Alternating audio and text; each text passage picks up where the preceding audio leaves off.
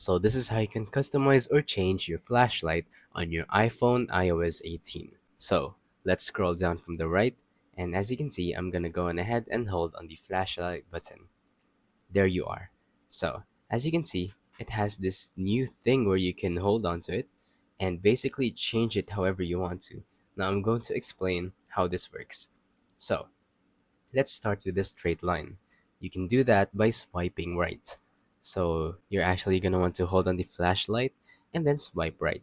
As you can see, it gets straighter when you swipe right, and swipe left, it gets wider. So what happens when you go straight? Basically, it means that the flashlight is currently facing in a forward direction. It's not going to be wide like this one, and actually the whole thing is pretty much self-explanatory. This one means that you're covering a wider area, and this one means you're covering a straighter area and it's stronger. So for example, if you want to look for something further and it's only at one point, you can use this straight one. But if you want to look at something entirely, and if you want it to be wide, you can go on ahead and use the wide setting. Now you can swipe from left to right by doing that, and it's going to change it. You can even meet in the middle and basically customize it however you want to. Now you could even go on ahead and make it shorter to lower the brightness of the flashlight. So here basically means it's turned off, and here this is the maximum.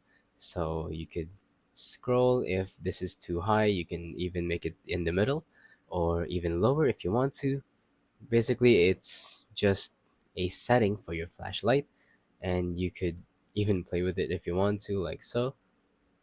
And yeah, that's pretty much it for the new iOS 18 flashlight. Now, if you don't have this unlocked, make sure that you're up to date. And if you don't have it in your control center, just simply tap on the plus button and then tap on add a control and search for flashlight. There you go, tap on that, and it's going to be added to your control panel.